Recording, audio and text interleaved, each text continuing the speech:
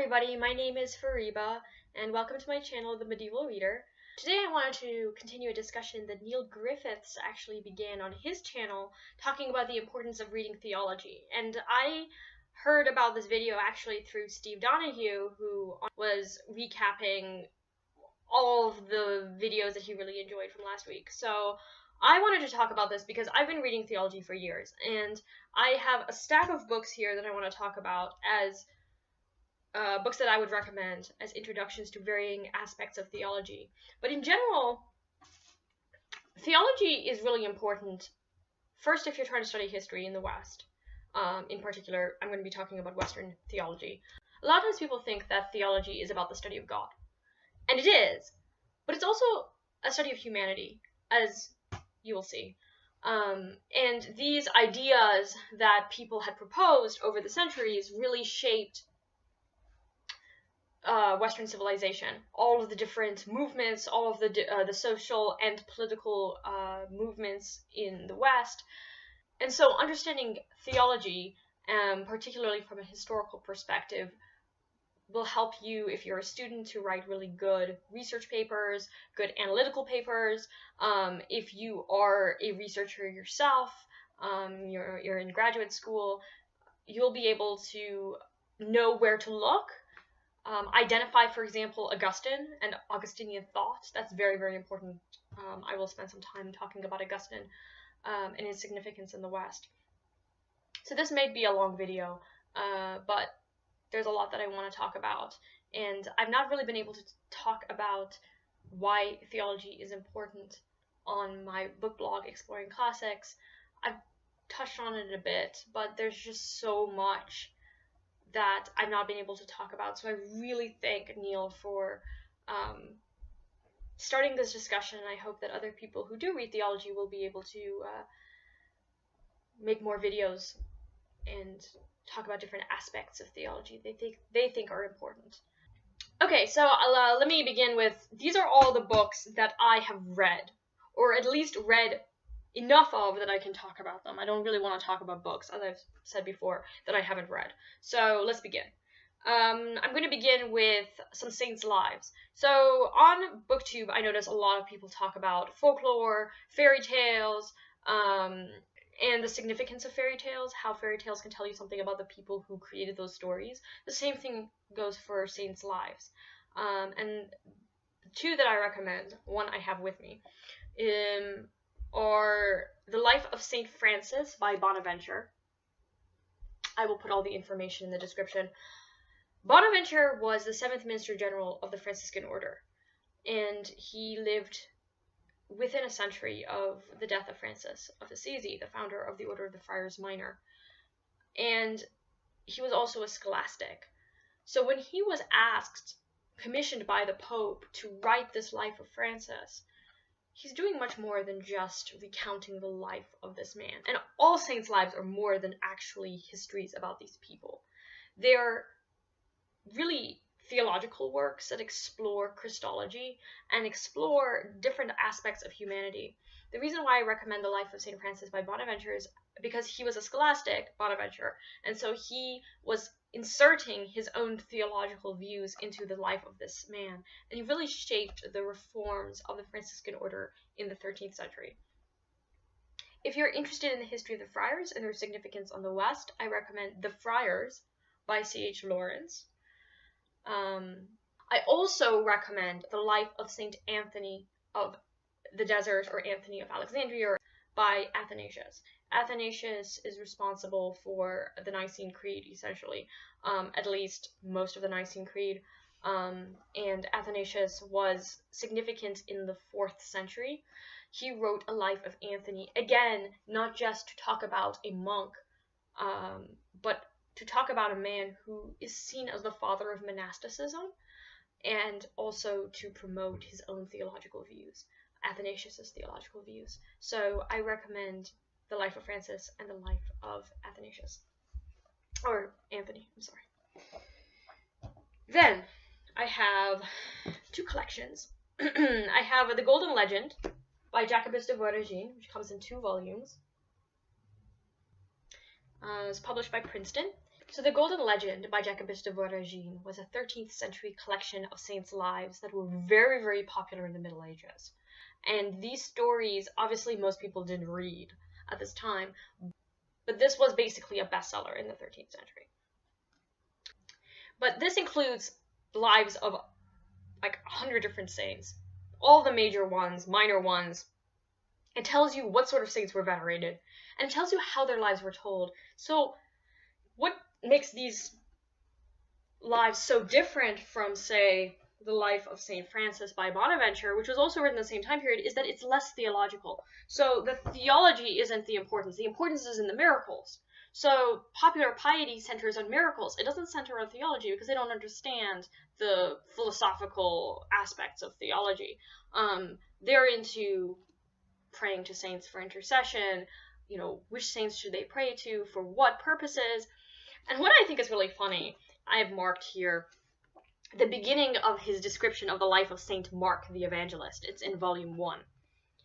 He begins with an etymology. Now, the etymologies of all of these names are made up. There's some basis in truth, and most of it is him stretching the truth, which, as you will see, is how history has been done. Marcus, the Latin form of Mark, is interpreted sublime by mandate, or certain, or bent over, or bitter.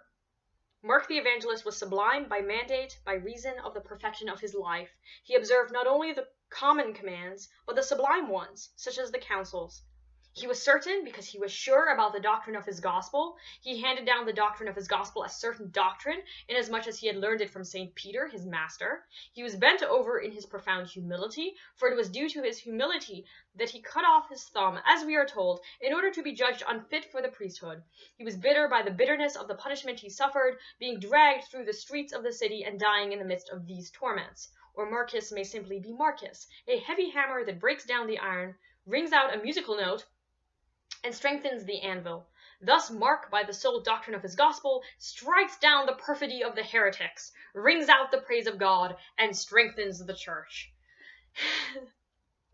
As you can tell, these lives of saints were written to promote worship, to promote piety, but also obedience to the church, right? Marcus is a hammer of heretics, as he says in this life. So, if you are studying the Middle Ages, you need to get yourself a copy of the Golden Legend. The complete edition is translated by William Granger Ryan, and as I said, published by Princeton, Paperbacks.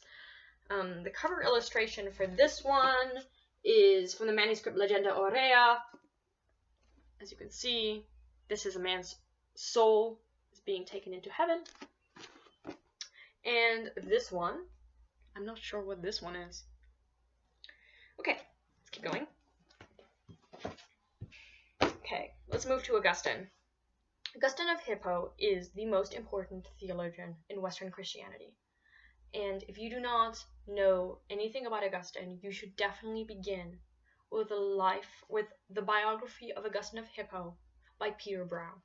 Peter Brown is a modern historian of late antiquity, and his biography is one of the greatest biographies I've ever read. It is so engrossing. By the end of it, I felt like I knew this bishop. I could understand why he was significant, and if you know anything at all about the Reformation, about even modern Christianity, you will see why Augustine is significant, because it's a lot of his ideas that have shaped Western Christianity. After you read Peter Brown's biography, you should definitely read the Confessions of St. Augustine. This is one of the first autobiographies. Augustine of Hippo was a bishop of North Africa in the late 4th, early 5th centuries. He was caught up in a number of controversies with the Donatists, which was a schismatic church of North Africa, or at least the Catholics believed that they were schismatic. He was also in controversy over questions about marriage and celibacy with a monk named Jovinian, and finally he was in polemics with the Pelagius, and then this man named Julian of Eclanum. But before he got involved in all these controversies, he had a very interesting life himself, and he talks about his life in the Confessions. It ends on the eve of the plaguing controversy, which is the last controversy, dealing with questions of grace, predestination, free will, original sin. As you can see, these are really important questions. While he doesn't talk about those ideas directly, you will already see traces of it in this autobiography. There are scenes in here that come up again and again in different stories in the West. For example, the story of the pear tree. When Augustine was a teenager, he and his friends would go into the yard of one of his neighbors and smash the pears hanging from the pear tree for kicks and giggles. It was entertainment. And he starts to think about what that might mean about humanity. Why is it that humans do evil? That's a question that I think all of us find interesting. After you finish this, I recommend Born Bad, Original Sin in the Making of the Western World by James Boyce. I finished this very recently.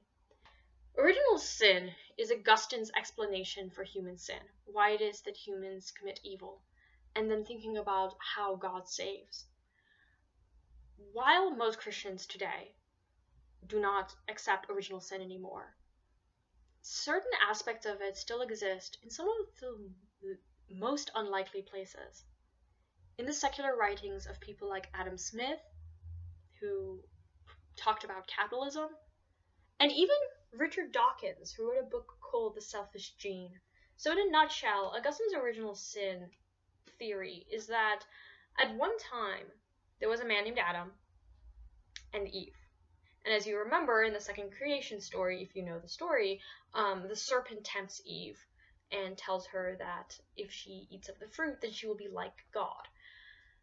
Augustine actually places the most emphasis on Adam, talking about how Adam's fall not only allowed sin to exist in the world and to influence everybody, but it actually restricted human freedom, so that humans lost their freedom after the fall of Adam. And not only did they lose their freedom so that they have no free will, but they have also been born with this guilt of Adam, this guilt of the sin of Adam, and it's passed on, I kid you not, through seminal generation, in semen. It is passed on from parent to offspring.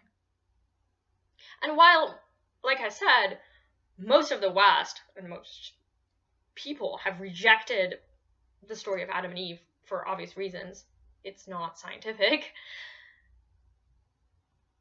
there is still this question as to whether humans are evil, whether humans are born with a selfish gene. Original sin is the Western world's creation story. According to the doctrine of original sin, humans are born bad, and only God's grace can bring salvation. In this captivating book, acclaimed historian James Boyce shows how these ideas have shaped the Western view of human nature right up to the present.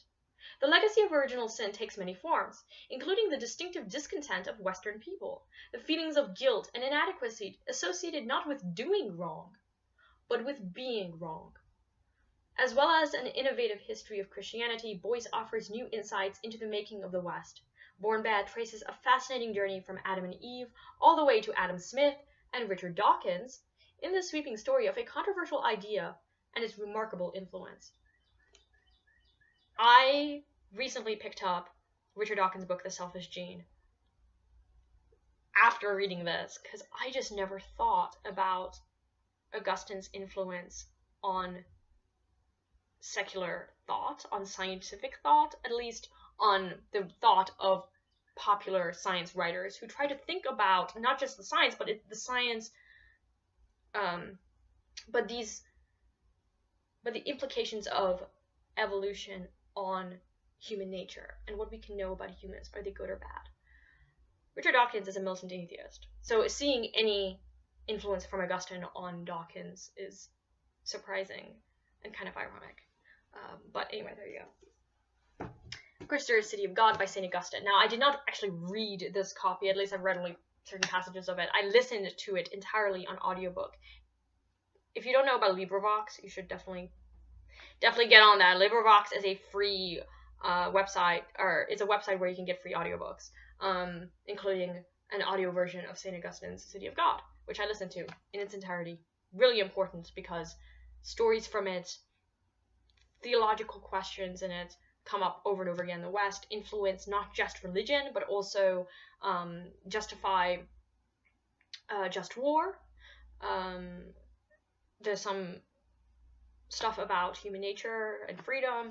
There's discussion about suicide and why suicide is considered wrong.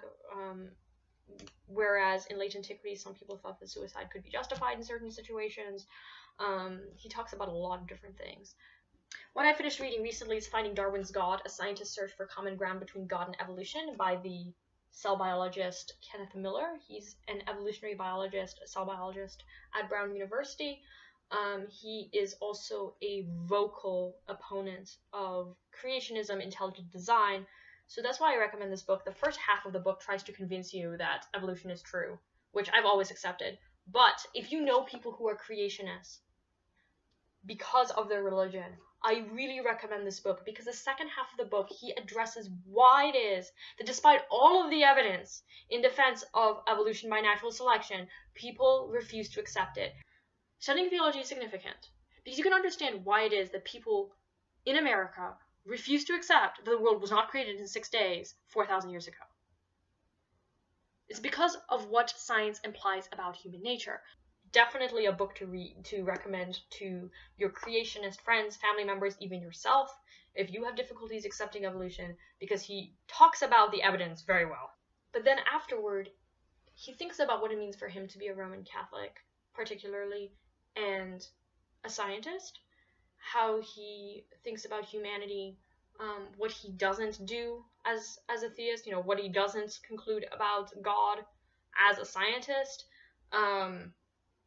For example, he rejects any God of the gaps theories.